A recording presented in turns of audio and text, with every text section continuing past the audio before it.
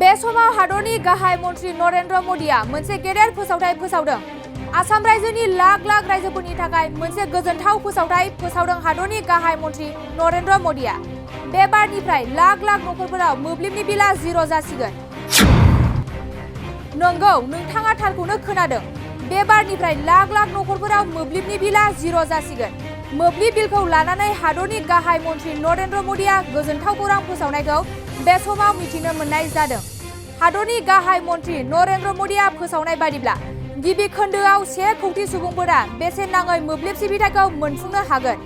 1 कौटि सुबुंफोरनि न'आव सलार होनाय जागोन होननानै फोसावनायखौ बे समाव मिथिनो मोननाय जायो।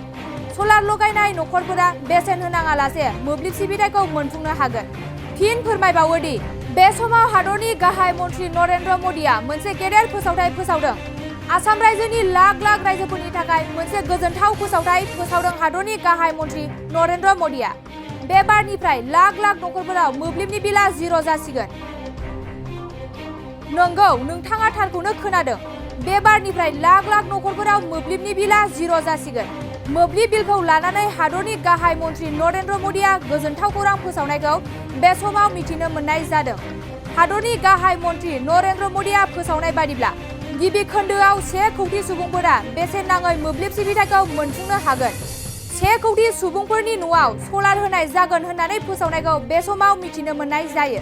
सलार लगायनाय नखरफोरा बेसेन होनाङालासे मोब्लिब सिबिथायखौ मोनफुंनो हागोन। Good news for everyone. For the academic year 2024-2025, admissions to playgroup, nursery, LKG and UKG are underway at Vidyavili Kids School in Habubari, Kokrajhar. This Vidyavili Kids School has many facilities for students like smart class and daycare,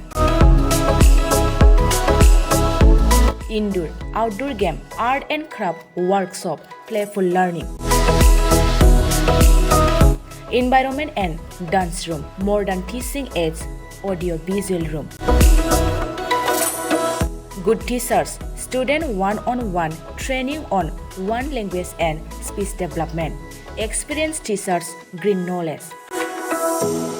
Why are you waiting for the admission? Call 6900 304050 for more details.